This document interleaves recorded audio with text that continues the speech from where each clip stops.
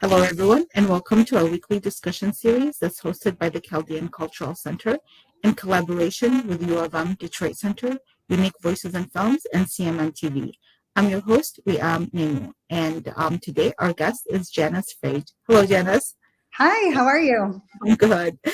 So Janice Freij, she is the product manager on FamilySearch's Middle East North African team and has been with the organization since 2021. In her role, she is aiming to develop localized digital experience to help patrons in the MENA region connect with living family members and learn about their deceased ancestors. Janice is a Palestinian American and was born and raised in Metro Detroit. She currently lives in the suburbs of St. Lake City, Utah, where she enjoys exploring the outdoors and spending time with her dog Jim and her cat Eddie. That's right. Sounds like a lovely life, especially since just before we got on this interview, you were sharing how you're in Spain currently. Yes, I'm in northern Spain. Yeah, it's beautiful here. So, we met through a colleague actually who had come to the museum. And then, I was interested in FamilySearch. I was telling her about Lucy, her name is Lucy, and I was telling her about how we are moving and we are trying to look into ways to preserve our heritage and possibly doing a family, some kind of a family tree. Then she started introducing me to all these ideas and then I ended up meeting you about it. Yeah. So the work is very, very, very fascinating, and I could see how it could help the Middle Eastern community, whether here in the United States or elsewhere. But before we get into that, tell us a little bit about your background. You say you were born in Metro Detroit. So Yeah. tell us about your background on how you even got involved in this type of work. Okay, yeah. So yeah, I grew up in Canton, Michigan, and my parents are both from Palestine. They're from the West Bank, and so I was born and raised in this Palestinian Christian environment, and was not very interested in learning more about my heritage or my ancestors at all when I was younger. But then when I got older, I would say in my late teens, that's when I started really wanting to connect to my roots. And so for me, the two go hand in hand. Feeling connected to my heritage meant learning more about my ancestors, learning more about their stories, what their lives were like in Palestine, and then learning more about my parents' stories, because it made me realize I didn't really know a ton about what their lives were like when they were growing up, and like the exact stories of how it was for them when they came over to Michigan. So that's kind of where my interest started, and then I discovered a book. So because I'm on vacation in Spain right now, I don't have the book with me to show you, but I have this book. It's about this thick, and it has hundreds of family trees in it from Ramallah, where my parents are from. And I didn't know how to speak, read, or write Arabic when I was growing up, but I learned it in college. Partly so that I could read this book, so that I can learn more about the stories of the people on these trees. And it's just been great. And so it just kind of became a chain reaction. Like the more I learned, the more I wanted to learn. And then it got to the point where I was like, I want to help other people that want to do similar work. Because again, especially for those of us that are in the diaspora who had to leave our homelands, or our parents had to leave their homelands, or grandparents, it's a really good way to feel connected to that homeland when you learn about your ancestors. So your parents are originally from Ramallah? Yeah. Mm-hmm. So I had, they're still there. Some of my best friends are from there, and they lived here for a while in high school. I'm telling you, like the Middle East, sometimes we separate ourselves so much, but there's so much connection. And I want to say, I forgot to mention something very important. Part of the reason that you're here also is because we're celebrating Arab American Heritage Month. It also happens to be Chaldean American Month. So, but Yeah, so they're from Ramallah, and I went and stayed with them for 2 weeks a long Oh, time ago, and it is beautiful. Yeah, but it's just it's so touching when you see that, and I think like you get to learn so much by exploring other cultures just by going. I mean, just even sharing a meal with them, but let alone like living in that area. It was just two exactly. weeks, but I just loved it. They took me to Taiba, where Oh, her aunt lives. Yeah, just very, very beautiful. And here I am learning that about you. yeah. So you know, we when we discussed some of the things that Family Search does, and I know that there's other ways, there's other sites that people can um, use Hmm. to do their ancestry.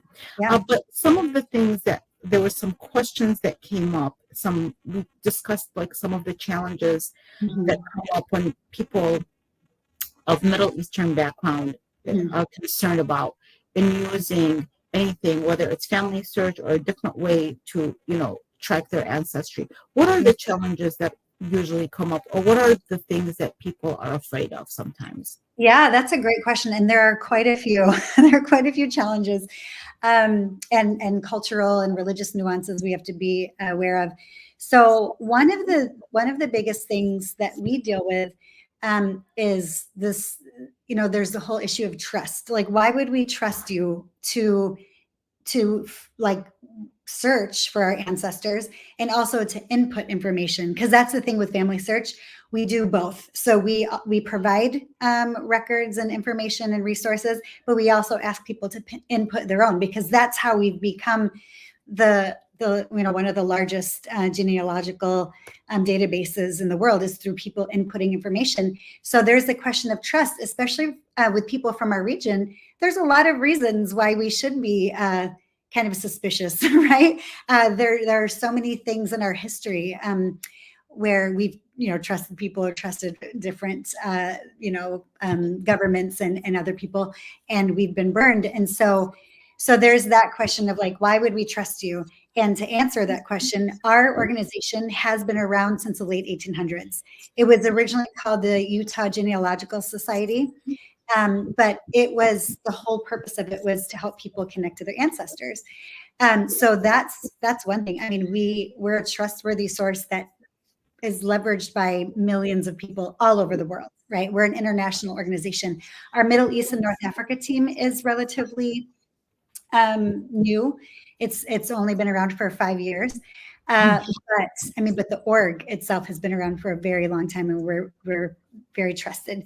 Then there's the privacy issue. Okay, well, let's say we input our information. Well, we don't want random people to find our information, right? We don't want them to see information about our relatives. So we do have ways around that as well. So for living people, we everything is private, so there's no way. So if let's say I input my family tree and I put information about all of my living relatives, nobody can see anything about them because they're still alive. If they were born over 110 years ago, then that information is public, but we do have ways around that as well. So we actually are working on developing some features where even for people that have died over that time period, that their information won't be public either. So there are things that we're working on to mitigate some of those risks and concerns. Other challenges, and there's a lot, is that with a lot of the records, so we have a content team where their whole purpose is to find records from the Middle East and then bring them, import them into our system. So there's that, like, why would we trust you, your organization, which we don't know anything about? Why would we trust you to, why would we give you our information? Um, and then once people get past that, because a lot of times they do, once they see our history and our track record of being a trustworthy organization, then there's well, what about the females? Because in a lot of trees historically, like the family tree book I was telling you about from Ramallah that I have, it doesn't include females. It just includes males, right? And that's very typical. That's very typical for Middle Eastern trees, where you just see the males. So then there's still a lot of gaps to fill in there. There are ways around that. So for example, for those that come from Christian societies, there's baptismal records of males and females that we can obtain to fill in those gaps. There's governmental records that, like, for example, the Ottoman Empire ruled much of the Middle East for hundreds of years. They were really good at keeping records. And we actually have obtained thousands and thousands of their records, of their census records, because they would do census of those that they ruled. We have those records, and we're in the process of indexing and translating those and making them public, like on our website. And those are, again, for males and females. So there are ways to get around that. Another challenge is a lot of times people tell their histories a little bit differently. So everybody has their own version of what happened. Exactly. So one example of that is for a lot of the Muslims that are in the Middle East, there's this sense of pride of belonging on the tree, Muhammad's family tree, right? So like, oh, look, I can trace back to Muhammad in this way. And then, but there sometimes people can fudge things a little bit. And so to be connected to that tree. Tree. So what we're doing, so we're actually in the process of developing what we're calling a surname/tribal lineage experience, where people can look at these historical trees, these tribal trees, and see how they're related to Muhammad or to like the original tribes in Yemen. But we're not saying this one's right and this one's wrong. We're putting all of the trees we have in this database, and then people can say, oh, this is the one that resonates with me the most. Like they can select. We're not selecting for them. So again, so we have to get creative with how we deal with some of these challenges and nuances. And then, so you guys, aside from making this platform available, you try to help the process as well. Obviously, that's what you're saying. So when you see a challenge, you try to work around that to make it so that the person that's inputting the information looks at the different options and can get closer to the accuracy of where their connections are. Exactly. Yeah. Because and then other issues like the women also, aside from you're saying that, and I guess they weren't included. Is this the case now too, or is this just for a certain time period? It depends. So going back to my own example with the Ramallah book. Okay. So there's a Ramallah Palestinian American man who from our community who has taken the book and he's working on updating it.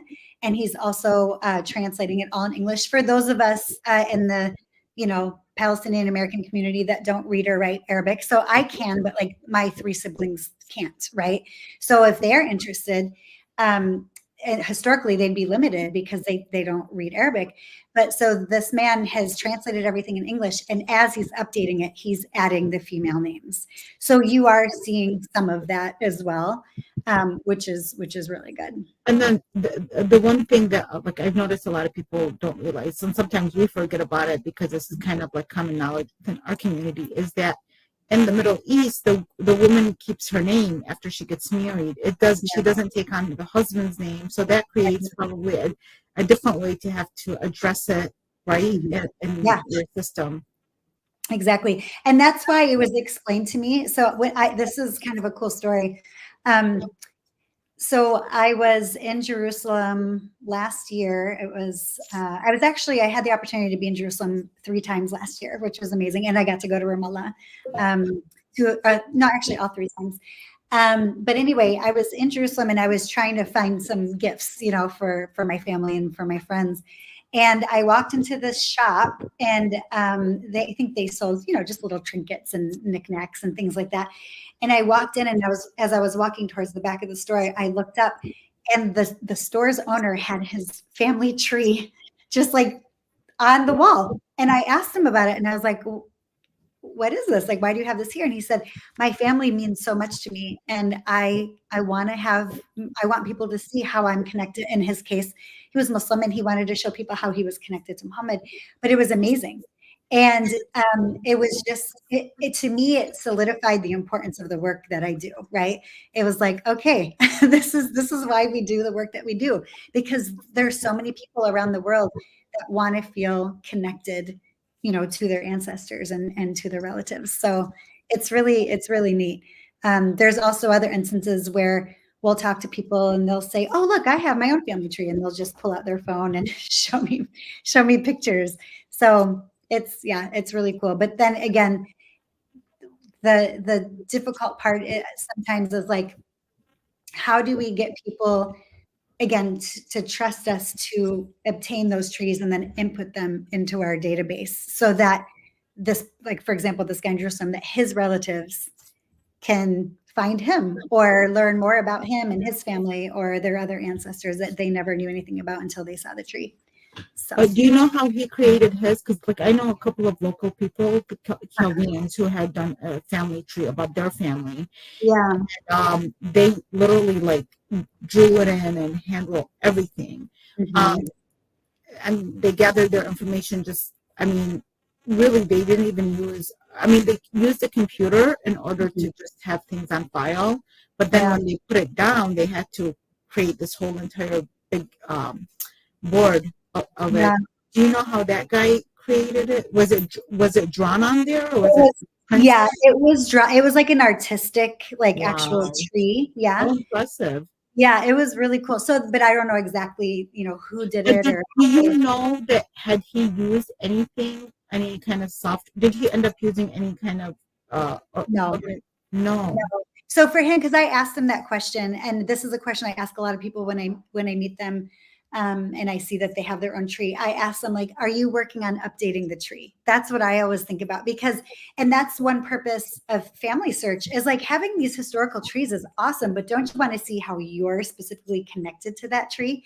And so I asked him, I'm like, "Do you know where you are on this tree?" And he's like, "Oh, well, this tree is old, so I'm not on the tree, but I would be right here." And he explained the connection. Oh, interesting. Yeah, That's a and good point. Or also, if you ever find a correction, like if you end up finding somebody that is missing from the tree that you right. created, but you Yeah. come across this person because of all this new information coming up, it's hard Mhm.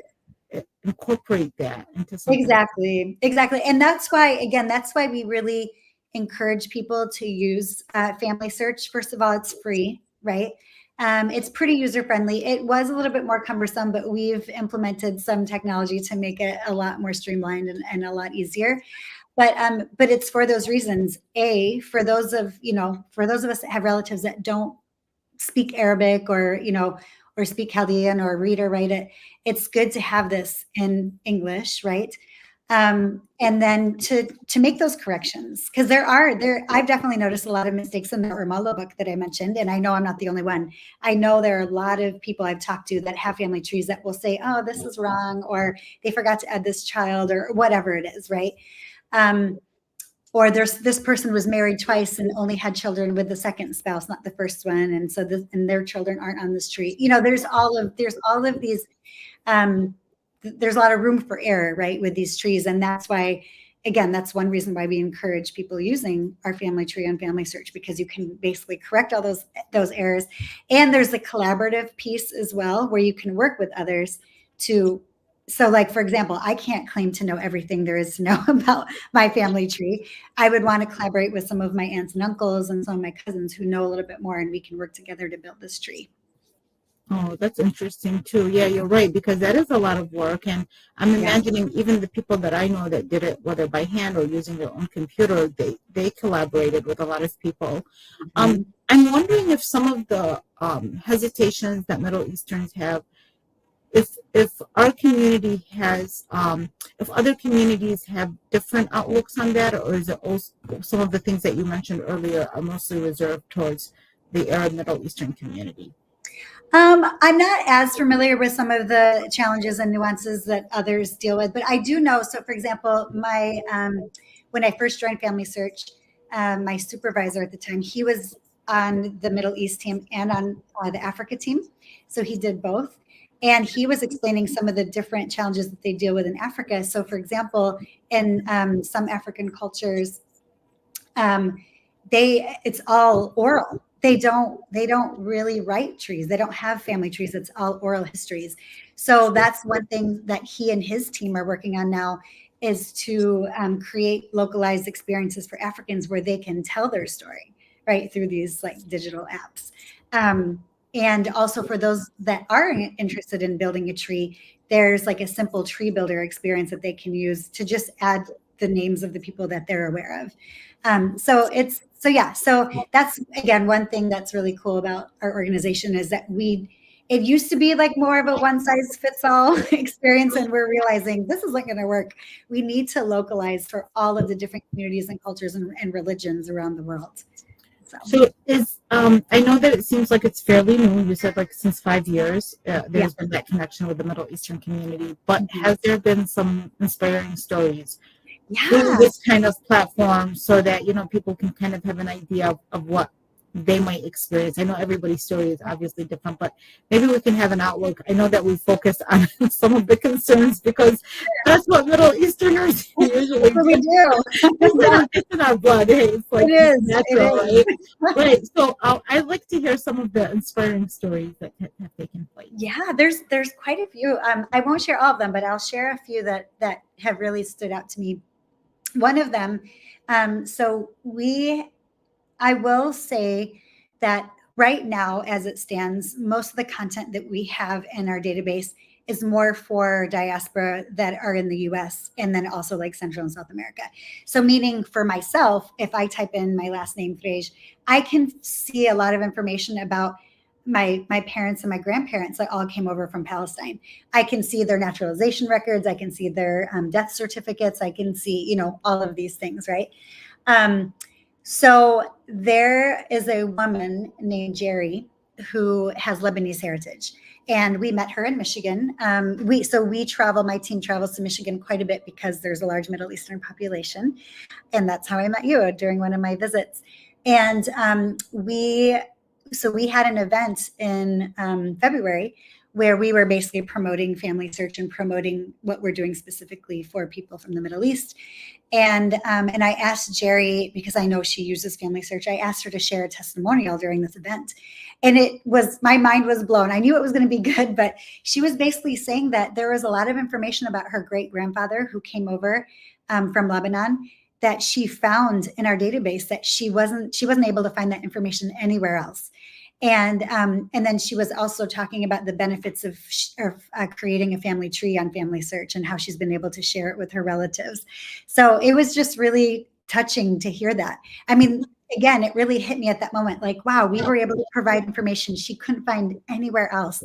Like, so we helped her fill in these gaps that she would have never otherwise learned about. So that's one. And then another one just happened about 3 weeks ago.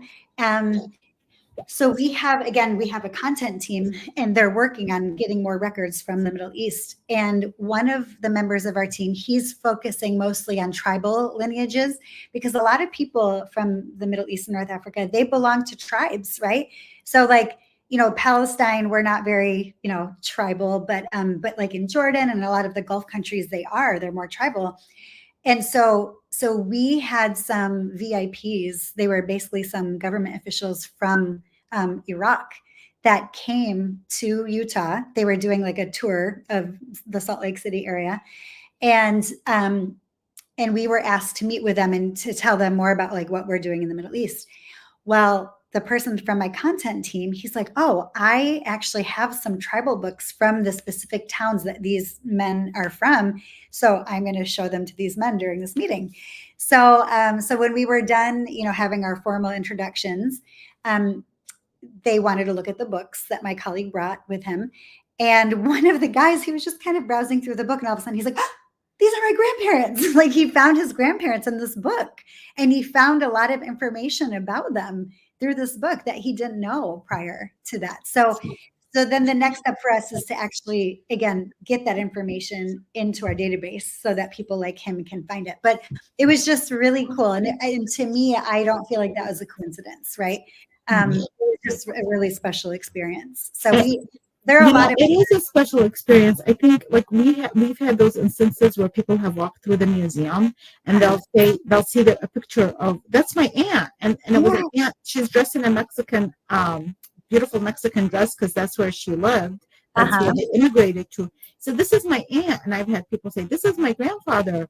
Right. One lady, we have a video of a wedding, and she says, "That's my sister." And I said, "Oh, are they still married?" She goes, "Yeah, they have 3 kids now." Oh, that's so But cool. but you know, it just makes you. There is something about that connection, and I think everything that you're doing, you know, again, that's another thing that we were talking about before we came on air. That the positivity of this, I think, connecting to our roots provides some kind of I don't know what it is. I mean, there's some like special, some kind of a peace, some kind of understanding too. And I know right now, as we're doing research, as we move the museum, we're adding some artifacts and some history to it. And I've been doing a lot more research. And anytime I come to newspaper clippings from like the 1800s about Chaldeans, I'm really fascinated about Maria Teresa Esma, who was a Chaldean woman from my parents' village from the 1800s. Yeah. And, you know, I don't know that we're related or even that doesn't even matter, but just the fact that there are these people that we're not aware of that I think they want us to be aware of them. I have 100%. this, I know that look, I say, No, I I didn't agree. come across your name by accident. I feel Yeah. like you want to say something. You want to make sure that I know you, that you're not your history and our history is not lost. Yeah. And that kind of a piece, I think, leads to more productive lives. It's very important for ourselves and for our children as well. 100%.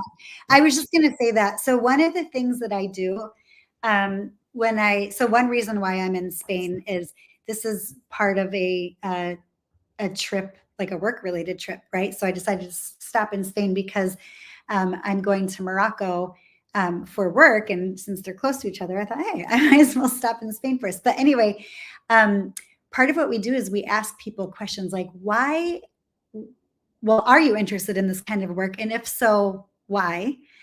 And what do you hope to get out of it? Like if we did provide you information about your ancestors, what do you specifically want to know about them? And a lot of people say that, it's just special to, again, you feel connected to them in this way. And I truly believe that our ancestors are around us, and they influence us in our lives. That's something that I believe strongly in. And we can influence them too, because I'm sure it's exciting for them when we make those connections, right? That again, that's my opinion. But people love it because they realize that this existence goes beyond just themselves, right? It goes deeper than that. And yeah, and also one answer that we get from a lot of people when we ask them about why they do this work, for those that are interested in it, they say, because we want to find out what life was like for them, right? We want to see what was life like for them back, like for example, with my family, right? Like what was life like in Palestine, back in the 40s or even, in the 60s. My parents came in the 60s. What was it like for them before they came over, right? So it's just anyway, it's just exciting. It makes this work does make people happy. I know we're going to wrap up in a second. I was just going to say we have maybe next year you can come. We have the world's largest genealogical conference in Salt Lake City every year, and we just had it at the end of February. And like millions of people join virtually, and then thousands and thousands come in person. And it's so interesting for me to look around at the people that attend these conferences and just see the light, because they're so excited that they're learning more about their relatives and ancestors. Do you have a date for that or not yet? I don't have the date for next year yet, but I will provide the information once I get it. It will be around that same time, like February, March. Okay. So then we'll leave off with this, like what advice would you give individuals interested in exploring their Middle Eastern heritage through genealogy, but unsure where to begin? Yeah. So for one thing, I would say talk to family. Family is always a really good resource.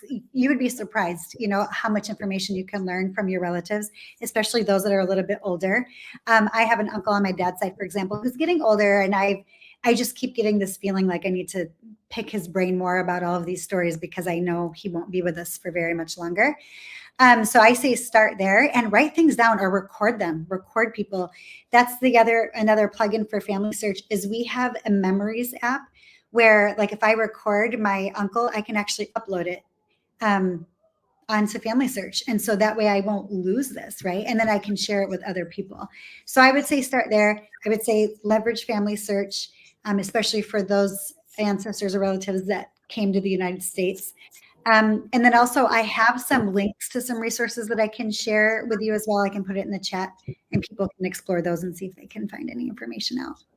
Janice, thank you so much. This was so informative. I always love talking to you because I'm always learning. This is kind of new to me, so I'm always learning something. I really appreciate your time and all the work that you do. Of course. Yeah. Thank you for having me. I appreciate it. Yeah, maybe I'll see you the next year. And yes. Okay. That'd be awesome. Thanks everybody for watching. Thank you. Have a wonderful day. Okay. Bye.